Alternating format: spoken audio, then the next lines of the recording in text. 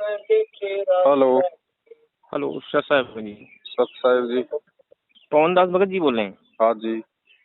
ये बता रहे हैं भगत जी कि हम जैसे नित्य नम वगैरह करते हैं हाँ। तो हमें जो है नींद बहुत आने लगती है। मतलब पता नहीं क्या हो जाता है, जो हम पढ़ना भी चाहते हैं अंदर से, लेकिन जो है हम नींद काफ़ी आने लगती है, हमारी आंखें बंद होने लगती हैं। और नींद का दूसरी तो भगत जी बताओ।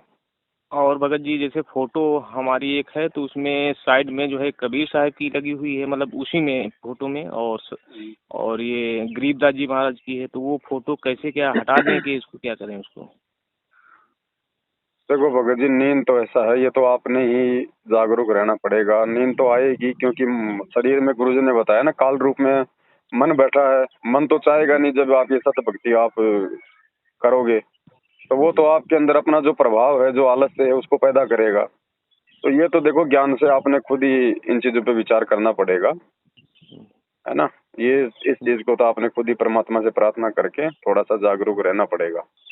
जी ठीक है, वरना गुरु जी कहते हैं कल को गधे कुत्ते सुअर बन जाएंगे तब कौन सोने देगा, एक सेकंड कोई ढंग से नींद नहीं लेने देगा। ठीक है। दूसरा, जो फोटो है, तो जी फोटो भगत जी देखो, वैसे तो बहुत ज्यादा वीडियो भी हमने बना दिए हैं और सबको जी जी पता है, ज्यादातर भाई बहनों को, केवल अपने गुरु जी का ही फोटो रखना है। जी यदि ऐसे कोई फोटो आपके घर में है जिसमें सभी की फोटो एक जगह शामिल है, तो या तो जी उनको बहते हुए पानी में जल प्रवाह कर दो या उनको घी लगा के सवा कर दो। केवल अपने गुरु जी का एक अकेला फोटो रखो। जी। बस यही समस्या थी कि हम पढ़ना चाहते थे, बुक काफ़ी रखी हुई हैं, ये भक्ति बोध बुक और पढ़ने कबीर से, साहब। देखो भगत जी ऐसा है, बुक हमने ज्यादा नहीं पढ़नी है। जी बुक में वही ज्ञान है जो गुरु जी ने अपने सत्संगों में दे दिया है। बुक तो परमात्मा ने जी कहा कि ठीक है, जैसे तुम्हारी कभी कभार इच्छा होगी पढ़ने की तो अपना पढ़ लो। जी बाकी ये बुक वगैरह पढ़ने से ज्यादा अच्छा है हम लोग जो मंत्र दिए हैं परमात्मा ने, वो हम ज्यादा से ज्यादा करें। भक्ति करने से भला होगा, ये पुस्तक पढ़ने से भला नहीं होगा भगत जी। जी पुस्तक से बढ़िया तो आप गुरु जी का सत्संग सुनो, जिसमें आपको गुरु जी के दर्शन भी होंगे, गुरु जी की आवाज भी आपके कानों में जाएगी, तो आपको ज्यादा लाभ मिल रहा है। जी। बाकी और यही कभी कभार समस्या हो पढ़ लो। जाती है जी। जैसे सत्संग भी सुन रहे हैं फिर भी उसमें जो है बहुत नींद, मतलब बैठे बैठे, और जैसे पहले थे कि रात रात हम वीडियो देखा करते थे या वीसीआर वगैरह देखते थे या नाच प्रोग्राम देखते थे, तो काफ़ी जो है हमको नींद नहीं पूरी रात आती थी। वो तो और मन की ये खुराक भक्ति थी मा ना, वो तो मन की बकवास थी। मन तो चाहेगा जीवात्मा को ज्यादा से ज्यादा विकारों में धसाना, उसका समय बर्बाद करना। तो वो तो मन की खुराक है भगत जी। अभी आत्मा की खुराक है सत्संग, तो मन को अच्छी थोड़ी लगेंगी ये, तो वो तो रोकने का प्रयास करेगा ना। अब आपके घर में कोई दारू पी के आपका रिश्तेदार आ जाए तो आपका मन लगेगा उसके साथ बात करने को। आप ये सोचो कि भगवान ये निकल जाए यहाँ से, तो वो स्थिति उस मन की है। अब मन का घर है गंदा, और कोई अच्छी चीज उसमें प्रवेश करेगी तो वो नहीं चाहेगा कि अच्छी चीज यहाँ रहे, तो वो तो कोशिश करेगा। आलस्य है और नींद है, वो तो यही करेगा फिर। तो वो तो हमने ज्ञान से समझनी है ये बातें।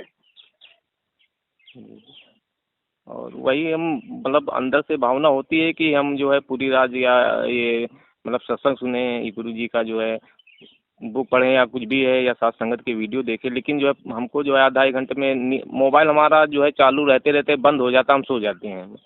मतलब नींद हम्म। ऑटोमेटिक बेहोश वाला सिस्टम आ जाता है कि देखो सत्संग ऐसा चल रहा कोई, है पूरा बैठ। ऐसा मत किया करो मन में कि भाई आज पूरी रात गुरु जी के सत्संग सुनूंगा। नहीं, परमात्मा ने कह रखा है प्रतिदिन 1 घंटा बहुत है। 1 घंटा सुन लोगे बहुत है सत्संग, बस। आप एक दिन तो सुन लोगे, फिर दूसरे दिन क्या करोगे? पूरी रात सुन के फिर काम पे जाओगे, फिर वहां पे नींद के लटके लोगे। जी रोज थोड़ी सुन पाओगे पूरी पूरी रात सत्संग। और पूरी जी पूरी रात सत्संग सुन लेंगे तो फिर कौन सा हम जो है वो ज्ञानी बन जाएंगे? गुरु जी कहते हैं चाहे थोड़ा सुन लो, लेकिन उसके ऊपर अमल करना सीखो कि गुरु जी क्या कह रहे हैं। उन बातों पे चलना सीखो, उन वाणियों पे अपने जीवन को डालो, उससे फायदा है। पूरी रात वैसे सत्संग सुनने से कोई फायदा नहीं। भगत जी थोड़ा प्रॉब्लम थी कि हम ये नित्य नियम जैसे करते हैं सुबह का, तो हम्म। नित्य नियम जैसे करते हैं, संध्या आरती करते हैं, तो वो बीच में ही पता नहीं क्या हमको नींद आने लगती है। फिर हमने चश्मा भी बनवाया था, तो चश्मे से भी कुछ नहीं हमको प्रॉब्लम हो रही है, चश्मे में भी वही स्थिति हो रही है। तो नींद कोई चश्मे से थोड़ी रुकती है भगत जी। तो ये समस्या थी कि हमने कहा भगत देखो जी ऐसा है इसमें ना, देखो भगत जी, दो चीजें हैं। एक तो थोड़ी सी हमारी मतलब की हैबिट नहीं है जल्दी उठने की या आरतियां करने की, इस प्रकार से। तो थोड़ा शुरू शुरू में थोड़ा जोर आएगा भगत जी, लेकिन जब हैबिट हो जाएगी ना तब कोई दिक्कत नहीं होगी। और फिर दूसरा, ज्ञान से जब हमें थोड़ा सा विचार करेंगे ना, और जब इन चीजों को हम अपने जीवन की प्रथम जरूरत समझेंगे कि भैया काम धाम से पहले परमात्मा की भक्ति आरती सुमरण है, तब इन चीजों में हमारी आस्था बनेगी, हमारी लगन बनेगी भगत जी। नहीं तो नहीं बनेगी। अब जैसे हमें सुबह कहीं पे 4 बजे ट्रेन पकड़नी है और फाइनल है कि हमारे को जाना है तो जाना है, वो काम अर्जेंट है, तो भगत जी रात को बिना अलार्म के गुरु जी कहते हैं 3 बार तुम्हारी आंखें खुल जाएंगी उस टेंशन में। तो ऐसे ही हमने भगत जी भक्ति को यदि हम जब सर्वप्रथम मान लेंगे ना, तब हमारी आस्था भगत जी बनेगी, तब ऑटोमेटिक सारे काम होंगे, हमारी हमारी लगन भी होगी, हम समय पे आरती मंत्र भी हम करेंगे।